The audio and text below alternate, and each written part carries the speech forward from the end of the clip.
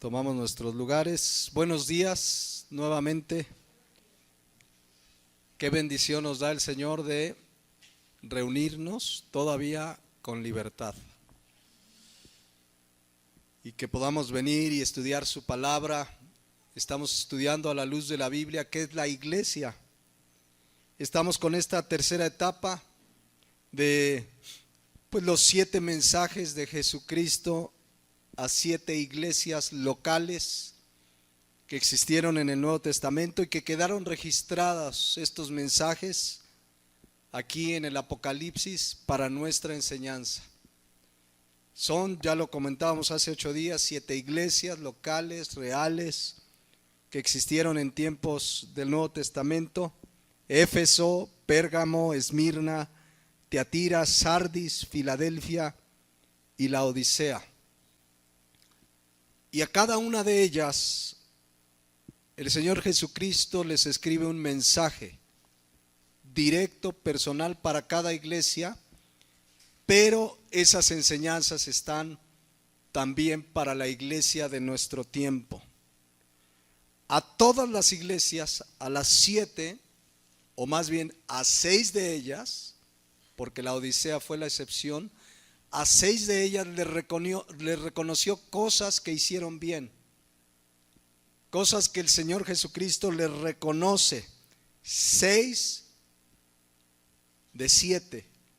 A la Odisea no hubo nada que reconocerle. Ya lo veremos en su momento, pero pues la Odisea representa gran parte de la iglesia de nuestro tiempo. Aquella iglesia que ni es fría ni caliente sino tibia. Ya llegaremos en algunas semanas a esa iglesia. Pero de esas iglesias también hubo a 6 de ellas cosas que reprenderles, que llamarles la atención para que corrigieran. Solo a 2 de ellas, a Esmirna y Filadelfia, no hubo nada que reprenderles. No sé si se han dado cuenta que hay iglesias cristianas que suelen llamarse Esmirna o Filadelfia. Yo aquí en Cuernavaca conozco Esmirna y conozco Filadelfia, y toman su nombre pues de que estas 2 iglesias que se mencionan en Apocalipsis, Cristo no les reprende nada. La iglesia de Filadelfia y de Esmirna. Pero hace 8 días comenzamos con Éfeso. Vamos a darle lectura a nuestro texto, Apocalipsis 2, del 1 al 7. Démosle lectura para estar siempre en el contexto. Dice: escribe al ángel de la iglesia en Éfeso, el que tiene las 7 estrellas en su diestra, el que anda en medio de los 7 candeleros de oro, dice esto: yo conozco tus obras y tu arduo trabajo y paciencia, y que no puedes soportar a los malos, y has probado a los que se dicen ser apóstoles y no lo son, y los has hallado mentiroso, y has sufrido y has tenido paciencia, y has trabajado arduamente por amor de mi nombre, y no has desmayado. Pero tengo contra ti que has dejado tu primer amor. Recuerda, por tanto, de dónde has caído, y arrepiéntete y haz las primeras obras, pues si no, vendré pronto a ti y quitaré tu candelero de su lugar, si no te hubieres arrepentido. Versículo 6. Pero tienes esto, que aborreces las obras de los nicolaítas, las cuales yo también aborrezco. El que tiene oído, oiga lo que el Espíritu dice a las iglesias. Al que venciere le daré a comer del árbol de la vida, el cual está en medio del paraíso de Dios. Bien, sigamos con esta este mensaje de Jesucristo a esta iglesia, de la que tenemos mucho que aprender, de la que tenemos pues advertencias de lo que no hay que hacer. Veíamos hace 8 días que Éfeso era una ciudad muy próspera económicamente, materialmente. Era un tipo, guardando las proporciones de un Nueva York de nuestro tiempo, una ciudad muy idólatra. Tenían su diosa Diana de los Efesios, y allí Pablo llevó el mensaje del Evangelio. Y como el mensaje del Evangelio es poder de Dios para salvación, muchos creyeron en Jesucristo como Señor y Salvador. Y ahí se fundó la iglesia de Éfeso, a la cual también Pablo le dedica una carta que ya hemos estudiado por allá en nuestros estudios de la Biblia, libro por libro, los martes. Pasados varios años, cuando se escribe Apocalipsis, recuerden que Juan el apóstol está exiliado por predicar el Evangelio, se le exilia en la isla de Patmos, y ahí Jesucristo le manda que escriba este mensaje a estas 7 iglesias. Repito, a cada una de ellas, en este caso a Éfeso, hubo cosas que le reconoció, también cosas por las que le reprendió. Sabemos y lo mencionamos y ya lo estudiaremos, el problema más serio es que había dejado su primer amor. Recordemos pues lo visto hace 8 días y entremos y avancemos. Apocalipsis 2:1 dice: escribe al ángel de la iglesia en Éfeso.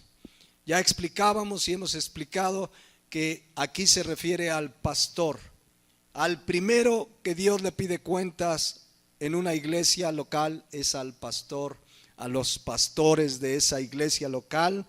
Dios, que hemos estudiado en Efesios, que fue Cristo el que los constituyó con esa responsabilidad, con ese privilegio, pero con una gran responsabilidad, es al primero que le pedirá cuentas. Y luego dice la palabra de Dios: el que tiene las 7 estrellas en su diestra, el que anda en medio de los 7 candeleros de oro, dice esto. Ya vimos que las 7 estrellas representan a los pastores, y que las tenga en su diestra representa la autoridad que Jesucristo tiene sobre los pastores.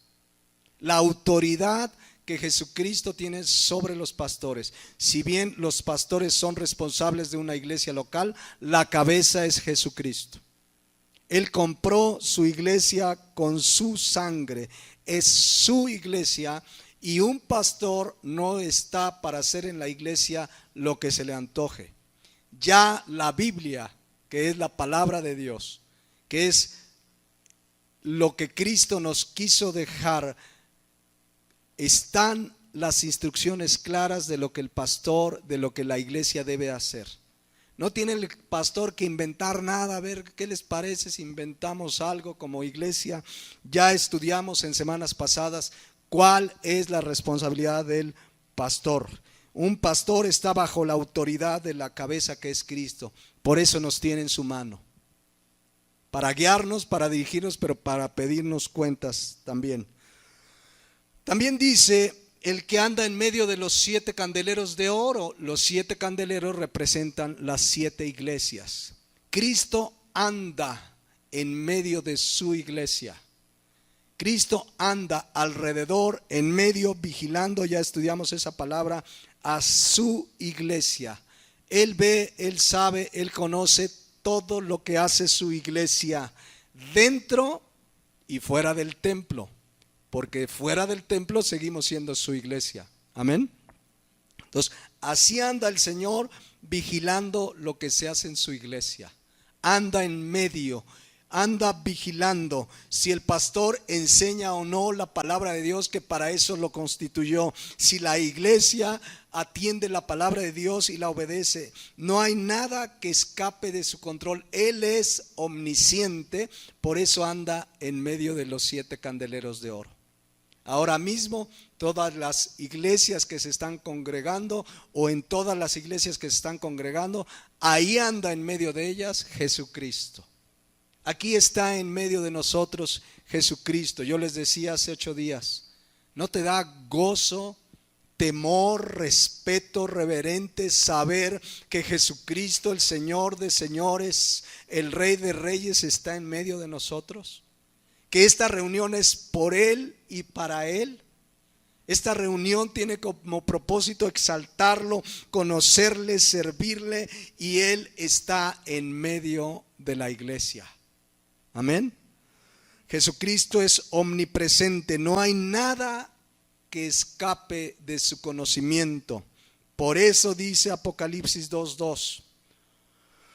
Lo primero que le dice, como anda en medio de su iglesia, como Él está vigilando, supervisando todo, lo primero que le dice: yo conozco tus obras.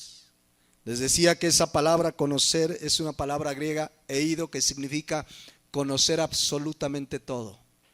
Él conoce tus obras, mis obras, lo que se hace en la iglesia, en cada iglesia que es parte de su iglesia universal.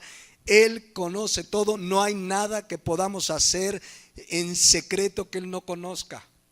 Entre nosotros podemos engañarnos, podemos aparentar, pero a Él no se le esconde nada porque Él conoce todo. Dice Proverbios 15:3, los ojos de Jehová están ¿en dónde? En todo lugar, mirando, ojo aquí, a los buenos y malos. No solo sobre su iglesia, sus ojos están sobre todo lugar, pero Él dice, la palabra de Dios, están en todo lugar, mirando a los malos y a los buenos. Más adelante dice el Salmo 34:15 y 16, los ojos de Jehová están sobre los justos y atentos sus oídos al clamor de ellos. La ira de Jehová contra los que hacen mal, para cortar de la tierra la memoria de ellos. Todo lo ve, todo lo conoce, todo lo sabe, sabe quiénes andan en sus caminos justamente, sabe quiénes están apartados. Él conoce todo. El Salmo 139:4, para darnos una idea de la grandeza de su conocimiento, dice que aún no está la palabra en mi lengua, y he aquí, oh Jehová, ¿qué dice? Tú la sabes toda. Yo todavía no hablo y Él ya sabe lo que voy a decir. La Nueva Traducción Viviente dice así: sabes lo que voy a decir incluso antes de que lo diga, Señor. Una expresión pues que nos habla cómo su conocimiento es pleno, absoluto, de lo pasado, de lo presente y de lo futuro. No hay nada oculto a su conocimiento. Y Él sabe lo que hace su iglesia. No solo están sus ojos sobre la tierra, sino que Él anda en medio de su iglesia. Él sabe lo que hace su iglesia. Él, como Dios, dice primera de Juan 3:20, que Dios sabe todas las cosas. Es maravilloso eso. ¿Cómo se llama esa característica que solo Dios tiene? Omnisciencia. Todo lo sabe. Y dice Apocalipsis 2:2, yo conozco tus obras. Él conoce tus obras y mis obras. Él conoce, leíamos en Hechos 1:24, Él conoce los corazones de todos. Allá en la carta, en el libro de Samuel, dice que el hombre mira lo que está delante de sus ojos, pero Jehová mira el corazón. Él conoce todo. Por eso David oraba en el Salmo 139, versículo 7, ¿a dónde me iré de tu espíritu? ¿Habrá un lugar donde digas, aquí no me ve Dios? ¿Y a dónde huiré de tu presencia? Que digas, me voy lejos. Subiré a los cielos, allí estás tú. Y si en el Seol hiciere mi estrado, he aquí, allí tú estás. Si tomare alas del alba y habitar en el extremo del mar, aún allí me guiará tu mano y me asirá tu diestra. Él sabe todo, absolutamente todo de nosotros. No hay nada oculto delante de sus ojos, ni lo bueno que hacemos, ni lo malo que hacemos. Él conoce todas nuestras obras, dice Apocalipsis 2:2, yo conozco tus obras. Eso debe ponernos, mis hermanos, a temblar en el sentido de un temor reverente. Señor, tú me estás viendo. Lo que nos debe preocupar no es lo que la gente ve o no ve en primera instancia, sino Dios que todo lo ve. Hay gente que hace cosas para que los vean o no los vean los demás. No, lo más importante es que Dios me ve. Si a la gente le agrada o no lo que yo hago, es secundario. Lo que yo hago debe buscar agradar a Dios. Dice Colosenses 3:23, que todo lo que hagamos, lo hagamos de corazón, como para ¿quién? Como para el Señor y no para los hombres. Todo lo que yo hago debe ser de corazón como para el Señor. Si le agrada o no a la gente, eso ya no me debe de importar. Hermanos, debemos dar buen testimonio. Sí, por eso quiero agradar a Dios, pero muchas veces nuestro buen testimonio será ofensivo para la gente. El vivir justamente, rectamente, a mucha gente no le agradará. Por eso nosotros debemos hacer todo de corazón como para el Señor. Lo primordial es entender, saber que Dios nos ve y que todo lo debemos de hacer, como dice 1 Corintios 10:31, todo lo que hagamos debe ser para la gloria de Dios. Amén. Pablo decía en Gálatas 1:10, pues busco ahora el favor de los hombres o el de Dios. ¿Qué estás buscando cuando haces lo que sea? Primeramente el cristiano busca agradar a Dios, no a los hombres. Dice, o trato de agradar a los hombres, pues si todavía agradara a los hombres no sería siervo de Cristo. Si alguien busca agradar a las personas antes que a Dios, ese no es un siervo de Cristo. Claro, sirviendo a Dios habrá gente que se agrade de lo que hacemos, pero habrá mucha otra que no. Pero lo que nos debe mover es que debemos agradar a Dios por sobre todas las cosas. Entonces dice Apocalipsis 2:2 que Jesús conoce nuestras obras. Él todo lo ve. Miren cómo dice Deuteronomio 11:11. Dice, la tierra a la cual pasáis para tomarla es tierra de montes y de vegas, que bebe las aguas de la lluvia del cielo.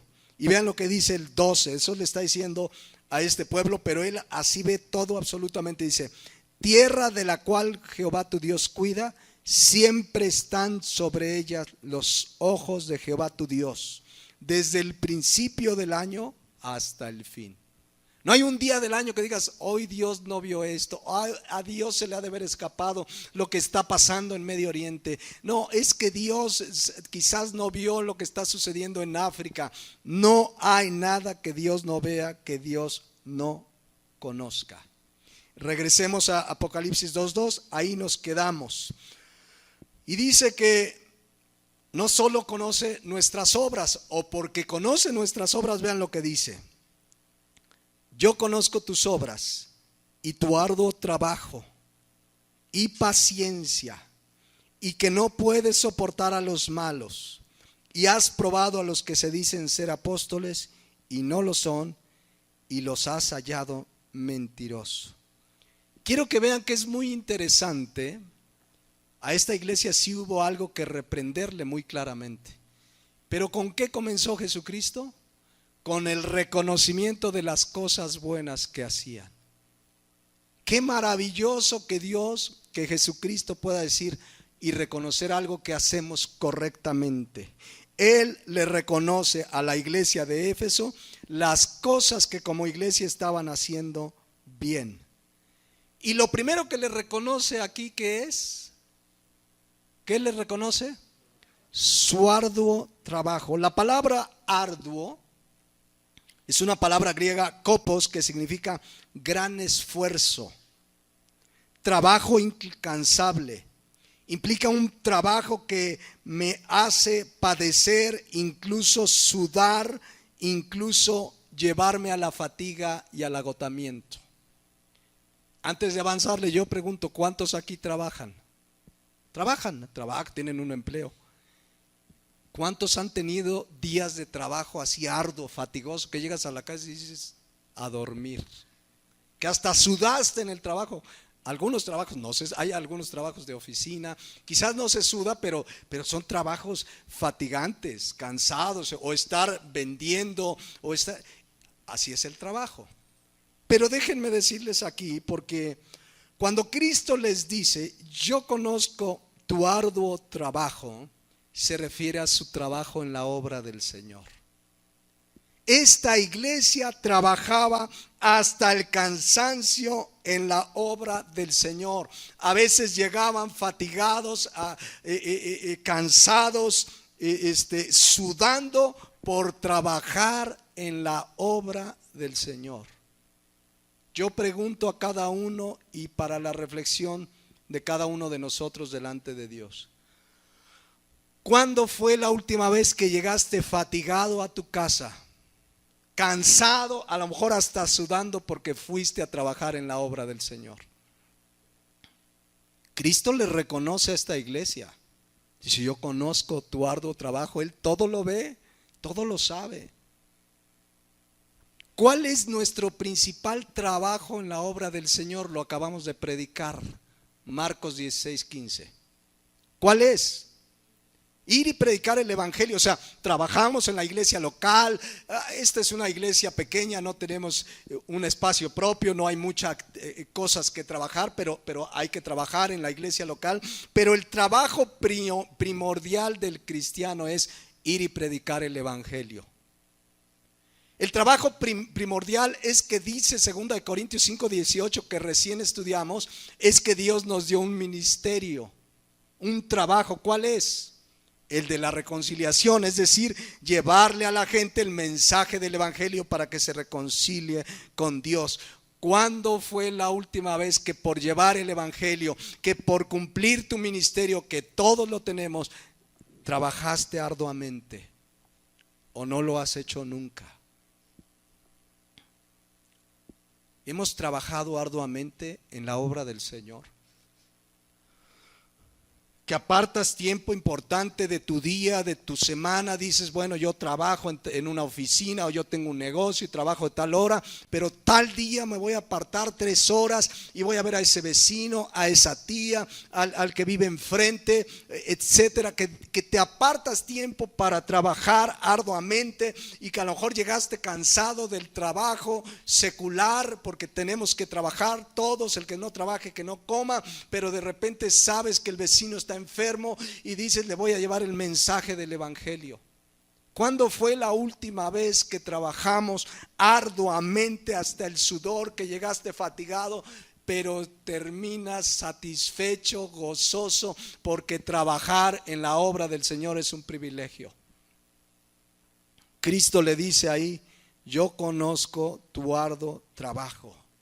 La iglesia de Éfeso tenía esta característica: trabajaba hasta fatigarse en la obra del Señor. Esta palabra implica también un desgaste físico y emocional. El trabajo en la obra nos desgasta, pero ¿saben qué? Que dice Cristo en Mateo 11:28 que cuando estemos cansados y trabajados, Él nos hace descansar. Amén. De verdad reflexionemos. Porque la mayoría, los jóvenes tienen su trabajo, estudiar es fatigoso, el trabajo de algunos quizás sea más fatigoso que otros, y qué bueno que trabajemos en el asunto secular, hay que trabajar, hay que tener ingresos, es como Dios lo diseñó.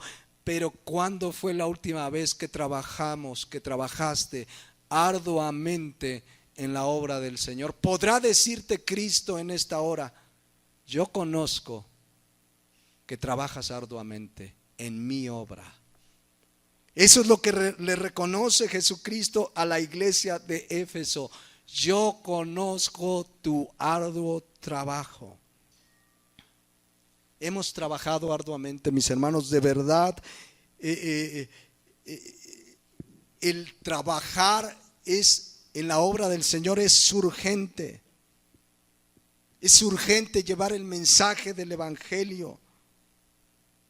Y este es un mandato personal. Aquí lo llegamos a hacer en grupo cuando íbamos al Zócalo, cuando íbamos a la Lagunilla, pero lo llegábamos a hacer y sabe que había quien me decía, ay pastor, ¿en domingo? O sea, ir a evangelizar, no, yo estoy cansado. O sea, ¿cuándo hemos desgastado nuestro cuerpo, nuestras fuerzas por trabajar en la obra del Señor, mis hermanos? Podrá decir Cristo, repito, yo conozco tu arduo trabajo. A pesar del cansancio, miren, muchas veces la iglesia vive un cristianismo muy cómodo. Domingo voy, escucho, canto, alabo, ofrendo, me voy, y en la semana, como cualquier otra persona viven. Cuando tenemos un llamado, tenemos, repito, un mandato, Marcos 16:15, ir y predicar el evangelio. Tenemos un ministerio, 2 Corintios 5:18, que Él nos dio, que es el ministerio de la reconciliación. ¿Le podrá Cristo reconocer a esta iglesia, conozco tu arduo trabajo? Y hoy más que nunca, mis hermanos, sabiendo que Cristo viene pronto por su iglesia, trabajar arduamente es más importante que nunca. Cristo viene pronto por su iglesia. Ya lo predicamos hace unas semanas, Mateo 9:37. La mies es mucha, pero los obreros, ¿qué hace un obrero? Por eso utiliza Cristo esa palabra, somos obreros. No patrones de la empresa del Señor, somos obreros, y un obrero trabaja arduamente. Dice, la mies es mucha y los obreros son pocos. Son pocos los que quieren trabajar arduamente. Es el tiempo, es un llamado urgente, mis hermanos. Cristo viene pronto. Sí hay que trabajar, sí hay que esforzarse en cosas seculares para obtener nuestro ingreso, pero el trabajo más importante es llevar el mensaje del evangelio. Que Cristo nos diga, yo conozco tus obras y tu arduo trabajo. Recuerden que es uno de los 3 propósitos principales. Cristo nos rescató para adorarles, de la iglesia por supuesto, nos rescató para adorarle, para conocerle a través de su palabra, crecer, madurar, y para llevar el evangelio. Eso le dice Cristo a esta iglesia. Y lo importante ahora, mis hermanos, que estamos conociendo estas verdades, o repasando estas verdades, o afirmándonos en estas verdades, es que, como dice Santiago 1:22, no seamos tan solamente oidores, sino hacedores de la palabra. ¿De qué te sirve saber? Ya sé que debemos trabajar arduamente. Sí, lo sé, pero te quedaste como un oidor y pasa la semana y no apartaste tiempo de tu semana para llevar el mensaje del evangelio. Una vez una persona me dice, es que no conozco gente. Pues vivirás en el Sahara, pero hay que ir, porque el mandato es ir. Muchas veces nos llegan las oportunidades de evangelizar, por supuesto. Te subes al taxi, vas caminando, gente se te acerca, oye, ¿tú qué onda? ¿Qué crees? Pero el mandato es ir, y eso cuesta trabajo. Cristo se lo reconoce pues a esta iglesia. Yo conozco tus obras y tu arduo trabajo. ¿Qué más les reconoce? ¿Qué más les reconoce? Paciencia. Les reconoce su paciencia. Miren, déjenme explicarles. En el griego hay 2 palabras primordiales para referirse a paciencia. La primera es macrotsumia y se refiere a soportar, aguantar, principalmente en nuestra relación con las personas. Con las personas debemos ser ¿qué? Pacientes. Dice 2 Timoteo 4:2, por ejemplo, Pablo le dice a Timoteo, como responsable de la iglesia, le dice, mira, Timoteo, predica la palabra, insta a tiempo y fuera de tiempo, redarguye, reprende, exhorta. ¿Y qué le pide? Paciencia, toda macrotsumia. Sé paciente. Miren, cuando uno exhorta a los hermanos en Cristo, cuando uno enseña, tenemos que ser ¿qué? Pacientes en nuestra relación. Pero hay otra palabra griega para paciencia, que es la que se utiliza en Apocalipsis 2:2, Y fíjense, es jupomoné y significa resistencia o aguante alegre en medio de las adversidades. Esta palabra paciencia que se utiliza en Apocalipsis 2:2 es resistencia, resistir, aguantar alegremente en medio de las aflicciones y adversidades. ¿Qué le está diciendo Cristo a Éfeso? En medio de las adversidades, de las aflicciones, de los problemas, de las dificultades, tú aguantas alegremente. ¿Se dan cuenta lo que es ser pacientes? Es que como cristianos van a venir aflicciones de diferentes tipos. Quizás alguno tiene alguna adversidad económica en este momento. Quizás alguno tiene una enfermedad. Quizás a alguno le dejó de hablar la familia por ser cristiano. Quizás estás pasando un problema en tu trabajo. Tú y yo, conociendo que dice Romanos 8:28, que todas las cosas ayudan a bien, debemos soportar, aguantar, ¿cómo? Alegremente. Eso es algo que Él produce en el verdadero cristiano. ¿Cómo puede estar la adversidad y tú estar alegre y gozoso? Pues esa es la obra del Señor en sus hijos. Y Cristo se lo reconoce en Apocalipsis 2:2. Ustedes han tenido paciencia. Yo conozco que tienes paciencia. Aguante alegre. Es un aguante alegre y sabiendo que Él está con nosotros, sabiendo, como dice Filipenses 4:13, todo lo puedo en Cristo que me fortalece. ¿Cuándo lo dijo Pablo eso?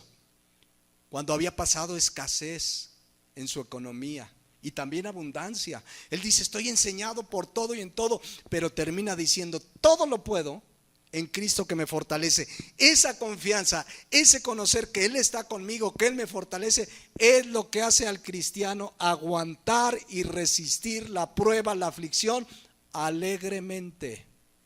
Alegremente.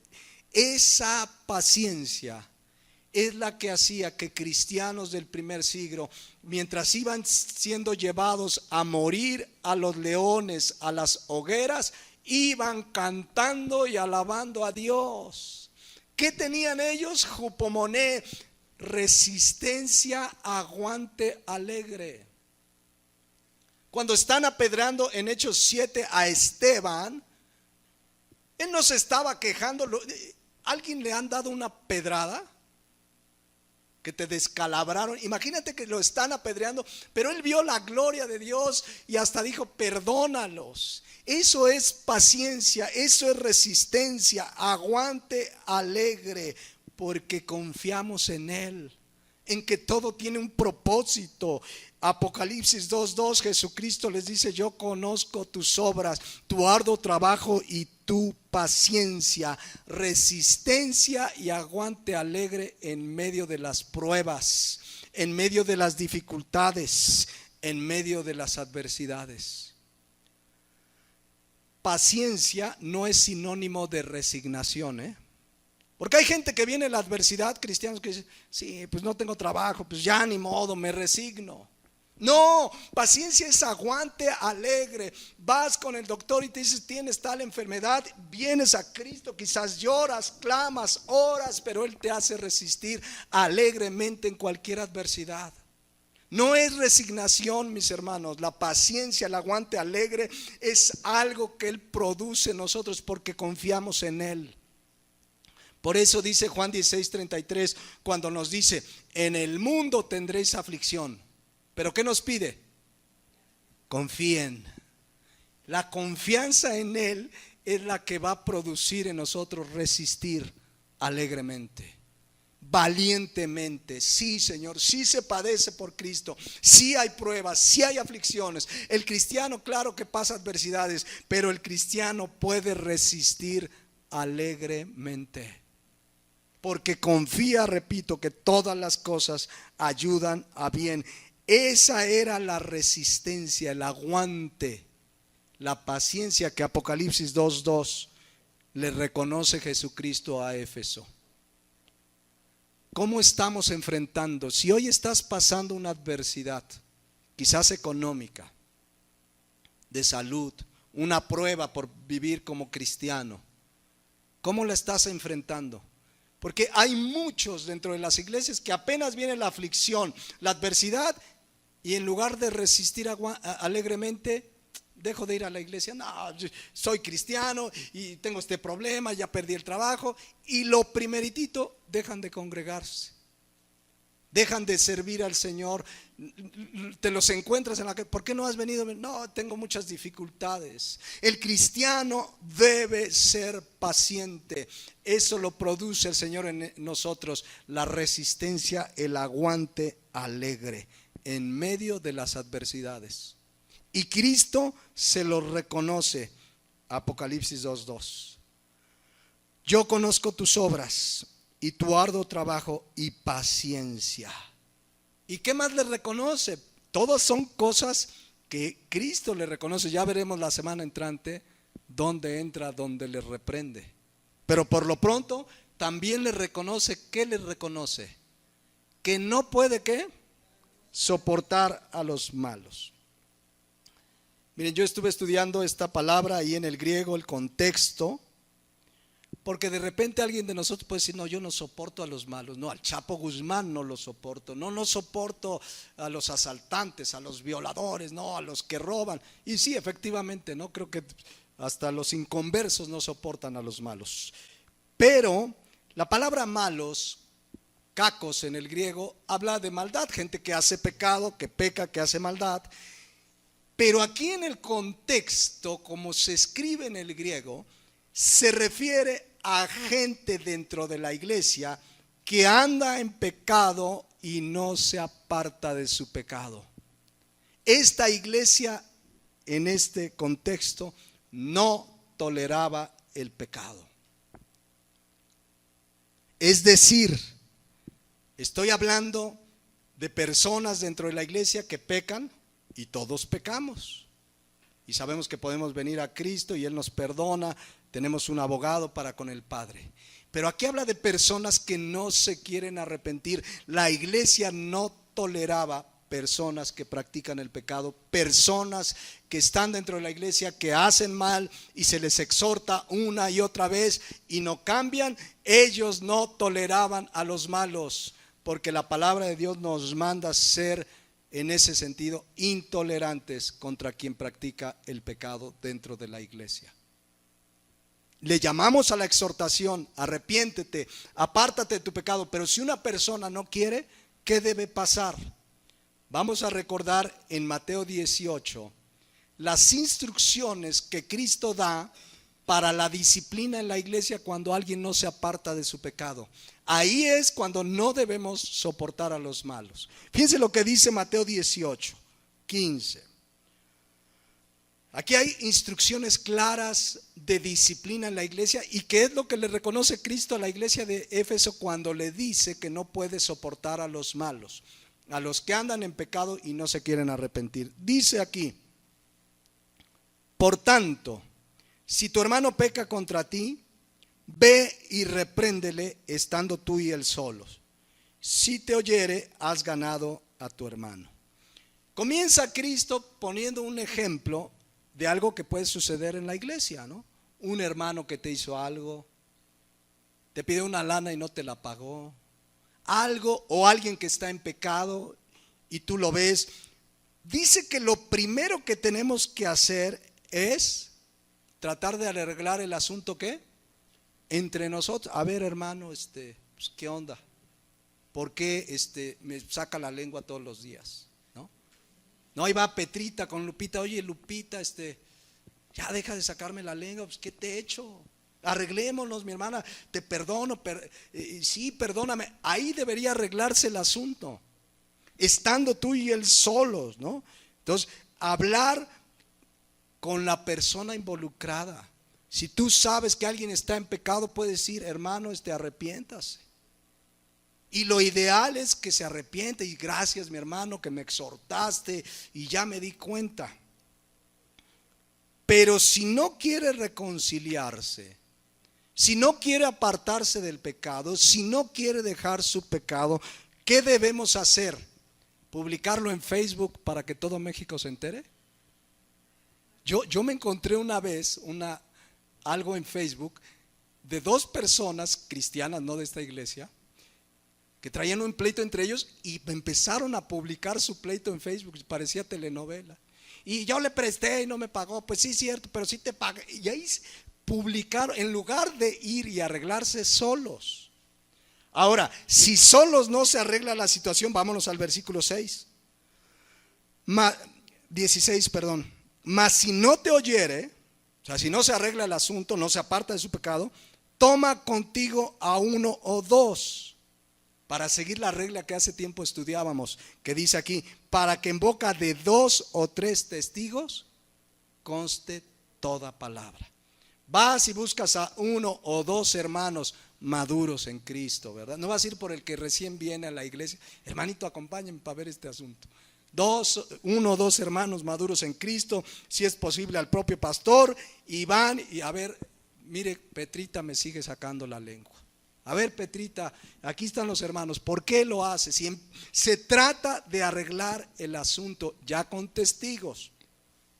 2 o 3, porque es lo mínimo que desde el Antiguo Testamento se establecía para juzgar cualquier asunto. A ver, ya hay testigos. Si se arregla el asunto, pues ya se acabó, ya no hay nada que hacer, se arreglan, se perdonan, gloria a Dios, o el hermano reconoce su pecado, sí, le voy a pedir perdón a Dios, no lo vuelvo a hacer. Pero si no entiende versículo 17, si no los oyere a ellos, ya ni a los 2, 3 testigos, dilo a la iglesia. A ver, ya vienes con el pastor, se expone, y si no oyere a la iglesia, tenlo por gentil y publicano. Es decir, la disciplina puede implicar expulsarlo de la iglesia. El hermano Petrita sigue sacándole la lengua a Lupita, ¿sí era Lupita? ¿A quién le sacó la lengua? No, el pecado que sea se expone ya en la iglesia después de que se trató entre ellos solos, se trajo a testigos, se expuso a la iglesia, y si ni así quiere, a lo mejor es un hermano adúltero, mentiroso, fornicario, borracho, y alguien lo sabe y lo exhorta y no quiere arrepentirse, se van con 2 o 3 testigos, no quiere arrepentirse, hermanos, fulano de tal es un adúltero o es un borracho, ya se le exhortó, no se aparta, y entonces se le expulsa de la iglesia. Hermano, desde ahora le queda prohibido estar en la iglesia. No es falta de amor, es amor a las ovejas del Señor.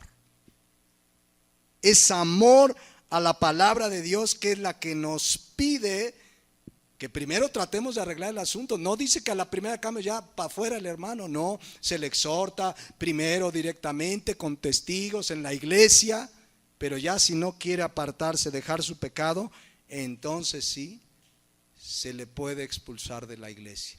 Por eso a continuación dice el 18, el versículo 18, 19 y 20 muchas veces son muy mal interpretados, pero vamos a interpretarlos correctamente. En el 17 ya nos dijo nuestro Señor Jesucristo que se le diga a la iglesia, se expone, si no, pues ya lo tengamos como gentil y publicano. Se toma una decisión de autoridad. ¿Qué dice el versículo 18? De cierto os digo que todo lo que atéis en la tierra será atado en el cielo, y todo lo que desatéis en la tierra será desatado en el cielo. Esto no tiene nada que ver con que te ato y te desato, o un día me dijo una persona, desato bendición sobre tu vida. No, esta palabra atar, cuando se lee en el contexto y en el griego, habla de prohibición, habla de autoridad. Lo que tú decidas o lo que decidan esos 2 o 3, la iglesia pues dice, lo que ustedes decidan en la tierra será aceptado en el cielo. Déjenme enseñárselos cómo lo traduce la Nueva Traducción Viviente. Fíjense qué interesante traducción. Dice, les digo la verdad, todo lo que prohíban en la tierra, bueno, ¿se refiere a toda la tierra o en qué contexto está hablando? De un asunto entre 2 hermanos donde hay un pecado. Dice, todo lo que prohíban en la tierra será prohibido en el cielo, y todo lo que permitan en la tierra será permitido en el cielo. Significa pues que Dios respalda la decisión de autoridad que se tome en ese asunto. Yo ahí estoy con ustedes. Lo que decidan en base a los principios que acaba de explicar. Primero se trata de arreglar el asunto solos, después se va con testigos, después con la iglesia. No quiere, entonces sí se toman decisiones de autoridad, prohibiciones, expulsión, lo que tenga que ser. Por eso dice pues ya la Reina Valera: de cierto os digo, todo lo que atéis en la tierra será atado en el cielo, y todo lo que desatéis en la tierra será desatado en el cielo. Esto quiere decir que Dios respalda la autoridad que Él puso en la iglesia, siguiendo estos principios. Dios respalda. Es más, sigue insistiendo, versículo 19, también muchas veces mal interpretado, dice: otra vez os digo, si dos de vosotros se pusieren de acuerdo en la tierra acerca de cualquier cosa que pidieren, les será hecho por mi Padre que está en los cielos. ¿De qué está hablando el contexto? De un problema entre dos hermanos, de un pecado, no se quiere arrepentir, ya se le expuso, no se arrepiente, ya se trajo a 2 o 3 testigos, ya se llevó a la iglesia, y entonces los 2 o 3 implica que hay testigos, toman una decisión, se ponen de acuerdo, saben que este hermano hay que expulsarlo. Porque mucha gente toma este versículo como para decir: mira, hermano, ¿tú qué quieres? Algo que desees mucho. No, pues una casa. Vamos a ponernos de acuerdo. Yo voy a pedir por esa casa y tú. Y dice la Biblia que si dos nos ponemos de acuerdo, Dios lo va a hacer. Así es que como tú y yo nos ponemos de acuerdo, pues Dios lo va a hacer. No está hablando el contexto de pedir. Nosotros ya sabemos que la palabra de Dios dice en 1 de Juan que todo lo que pidiéramos de acuerdo a su voluntad, Él lo hace. Si pedimos alguna cosa conforme a su voluntad, Dios nos oye, dice la palabra de Dios. Entonces no está hablando aquí en el 19 de pedir, de traer nuestras peticiones, sino del asunto que se está dilucidando, que es un problema de alguien que pecó contra alguien. ¿Qué debemos hacer? Dice: si se ponen de acuerdo, ahí estoy con ustedes. El Padre Celestial está respaldando esa determinación. ¿Qué están haciendo en ese momento? Aplicando disciplina. ¿Qué es lo que sucedía en Éfeso? Que no podía soportar a los malos. Entonces cuando se pongan de acuerdo, a ver, hermano, pues ya vieron, este hermano no se aparta de su pecado, sigue de adúltero, sigue en este pecado, sigue sacándole la lengua todos los días. Entonces, hermanos, de acuerdo a la Biblia, pues se le va a expulsar. Nos ponemos de acuerdo a los principios, y Dios respalda esa decisión. Y tanto así que dice el versículo 20, fíjense: porque donde están 2 o 3 congregados en mi nombre. ¿Para qué están congregados esos 2 o 3? ¿Para tener un servicio de adoración y de alabanza a Dios? No. ¿Para qué están congregados? Para atender el asunto del pleito entre 2 hermanos o de pecado. Cuando nos congregamos para ese asunto, dice: ahí estoy yo en medio de ellos. Es decir, yo respaldo esa decisión de autoridad. Yo sé que a veces llegamos a usar este versículo, ¿no? Cuando hay poquitos en una iglesia. No importa que seamos poquitos, hermanos, porque donde hay 2 o 3 reunidos, ahí está Él. Pero el versículo no habla de eso. Porque Cristo no solamente está donde hay 2 o 3, Cristo está con nosotros todos los días hasta el fin del mundo, aunque esté solito. Amén. Él está siempre con nosotros. Es más, Él está en medio de su iglesia siempre. Está en medio de la iglesia y supervisando. Entonces este versículo habla de disciplina. Cuando se tome la decisión de una disciplina, dice: yo ahí estoy con ustedes. Yo estoy en medio de ustedes porque lo están haciendo en mi nombre, de acuerdo a mis principios y de acuerdo a lo que yo enseño. Yo lo respaldo. Entonces Cristo está siempre con nosotros. Este versículo habla de ese asunto, y eso es Apocalipsis 2:2, lo que Cristo le reconoce a la iglesia. ¿Qué le reconoce? Que no puede soportar a los malos. Eso significa que no toleraban en la iglesia el pecado. Cuando a alguien se le exhortaba, se le reprendía y no quiere arrepentirse, llega un momento en que hay que tomar este tipo de determinaciones, y de acuerdo a Mateo 18 del 15 al 20, Cristo respalda la decisión de autoridad que se tome. Amén. Debe haber en la iglesia disciplina. Y si tú sabes que alguien está en pecado, tú puedes exhortarle: hermano, te llamo a que te arrepientes. Que no entiende qué vas a hacer, no lo vas a publicar en Facebook. Vas a ir con 2 o 3 testigos maduros en Cristo. A ver, hermano, venimos a exhortarle de acuerdo a la palabra. Si no se arrepiente, entonces vienen con el pastor, venimos con la iglesia y se toman acciones. Se le da oportunidad de acuerdo a la Biblia. ¿Se acuerdan? Miren lo que dice Tito, por ejemplo, de los que causan divisiones en la iglesia, y lo acabamos de estudiar en Gálatas los martes. Vean lo que dice Tito. Pablo al pastor Tito le dice: al hombre que cause divisiones en la iglesia, después de una y otra amonestación, ¿qué dice? Deséchalo. O sea, una persona que viene y causa pleitos, divisiones, viene aquí a dividir, se le amonesta una y otra vez. Pero si no agarra la onda, ¿qué dice? Deséchalo. Y dice el versículo 11: sabiendo que el tal se ha pervertido y peca y está condenado por su propio juicio. Si se le da 1, 2 oportunidades, ¿no? Se considera la situación, hermano, arrepiéntase. Dice la Nueva Traducción Viviente: si entre ustedes hay individuos que causan divisiones, dales una primera y una segunda oportunidad. Una segunda advertencia, perdón. Después de eso, no tengáis más que ver con ellos, pues personas como esas se han apartado de la verdad y sus propios pecados los condenan. ¿Qué debemos buscar primero cuando alguien cae en pecado? ¿Saben qué debemos buscar? Gálatas 6:1. Vean lo que dice. Dice la palabra de Dios: hermanos, si alguno es sorprendido en alguna falta, vosotros que sois espirituales, ¿qué? Restaurarle. La palabra restaurar, catartizo, significa reparar. A ver, hermano, arrepiéntete, ¿verdad? Lo ves, cayó en pecado. Dice: con espíritu de mansedumbre, considerándote a ti mismo, no sea que tú también seas tentado.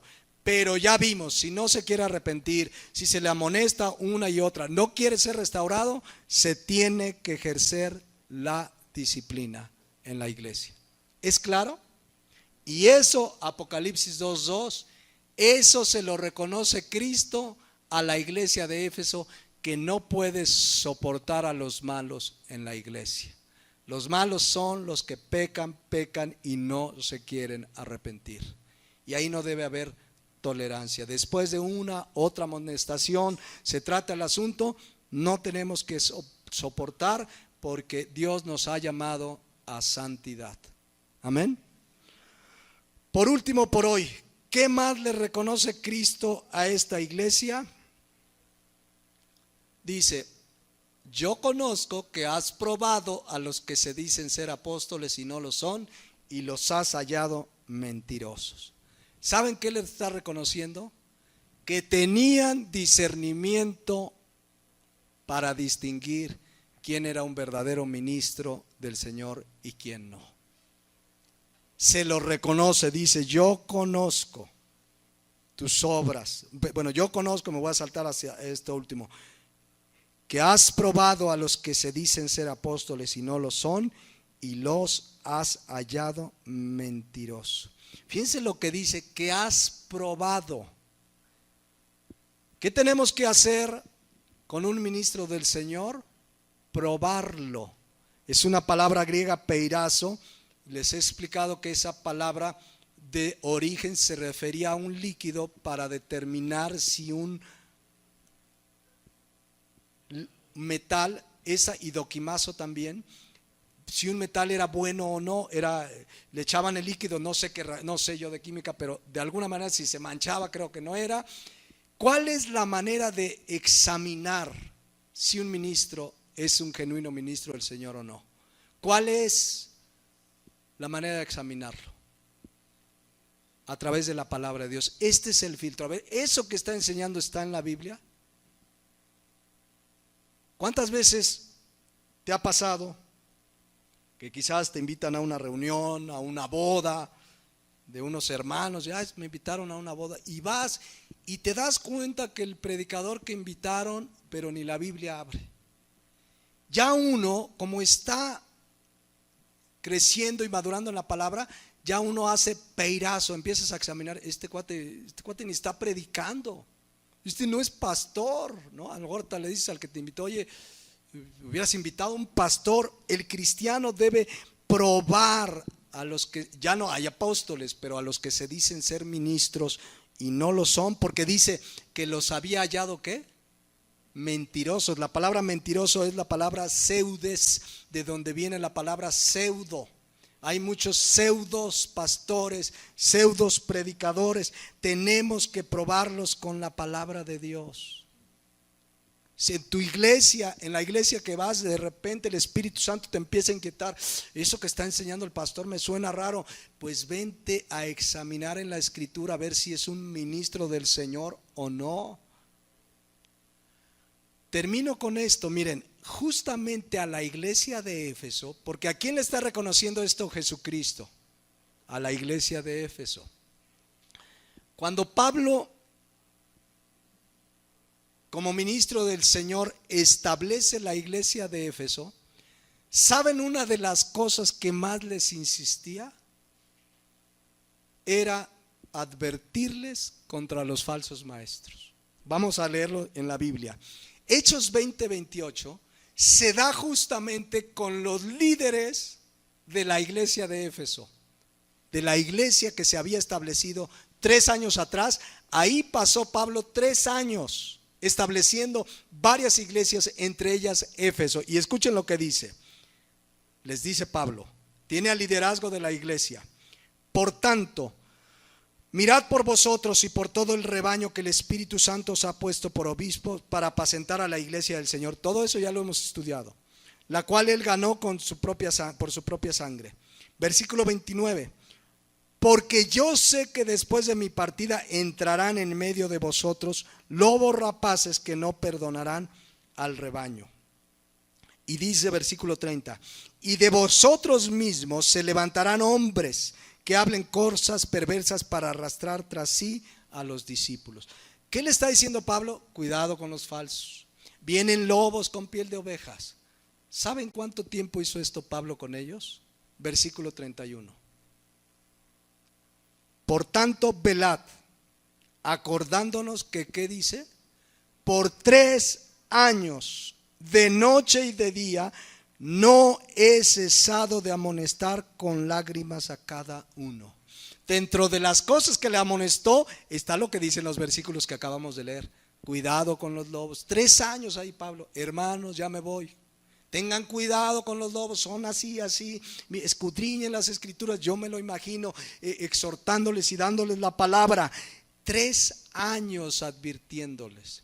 ¿Dio resultado esa advertencia? Muchos años después Cristo le escribe en Apocalipsis a esta iglesia y le reconoce ¿qué? ¿Qué le reconoce? Que ha probado a los que se dicen ser apóstoles y no lo son, y los halló mentiroso. Estas advertencias por 3 años de Pablo dieron resultado hasta el mensaje de Jesucristo a la iglesia de Éfeso varios años después.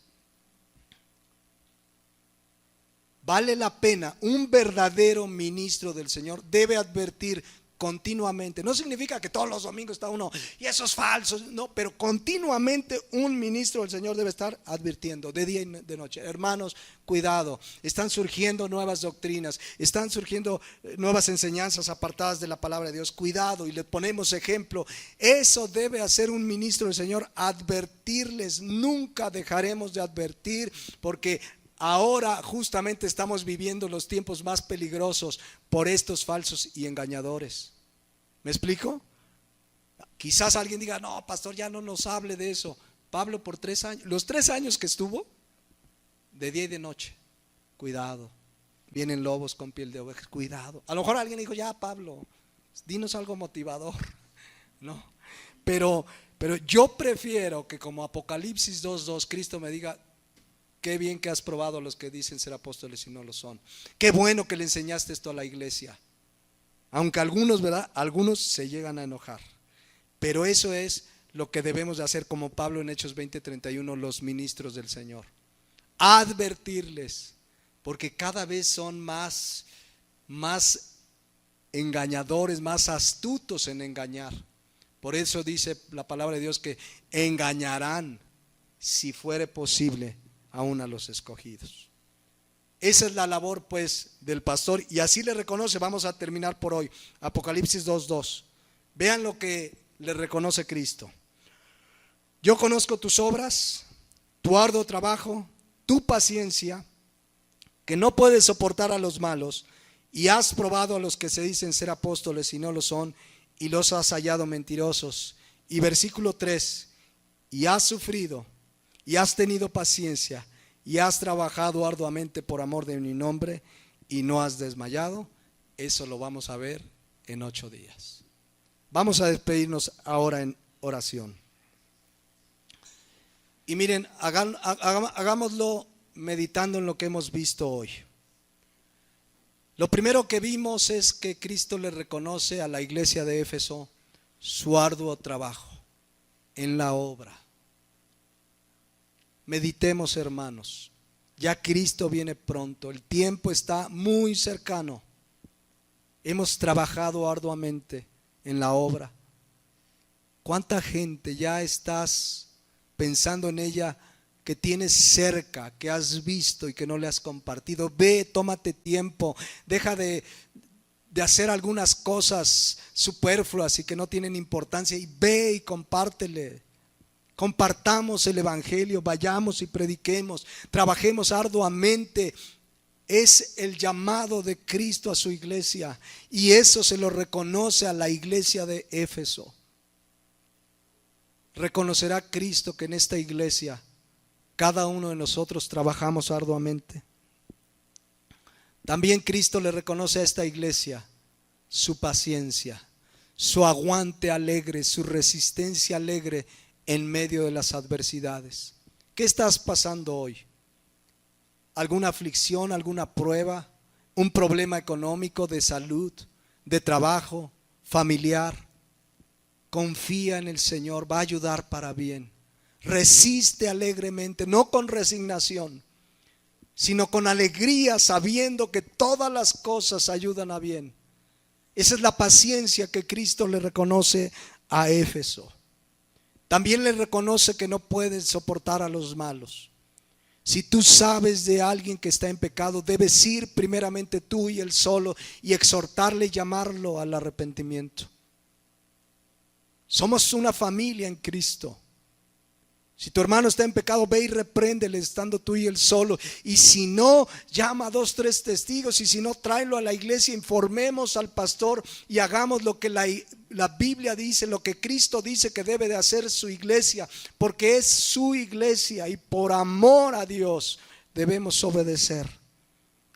Y sigamos, mis hermanos, creciendo y madurando en la palabra para discernir a los que dicen ser ministros del Señor y no lo son, y advertirle a otros. Quizás Dios ya te ha dado una madurez, un discernimiento, y distingues claramente los que son y los que no son, pero quizás conoces a alguien que no los distingue. Tú y yo podemos exhortarles en el amor del Señor. Pongámonos de pie. Padre Celestial, gracias por tu palabra. Gracias porque existió esta iglesia de Éfeso, porque hay cosas que aprender de esta iglesia de Éfeso que tú le reconoces que hicieron bien, que hoy tenemos una ventaja sobre la iglesia de Éfeso. Hoy tenemos estos escritos para que no nos suceda lo malo que le sucedió y para vivir firmes en medio de cualquier circunstancia. Tenemos el privilegio de tener estos ejemplos escritos para nuestra enseñanza. Gracias, Padre Celestial, porque dejaste esta enseñanza. Yo te pido en el nombre de Jesús que halles en esta iglesia no solamente oidores de tu palabra, sino hacedores de tu palabra. En el nombre de Cristo Jesús. Amén.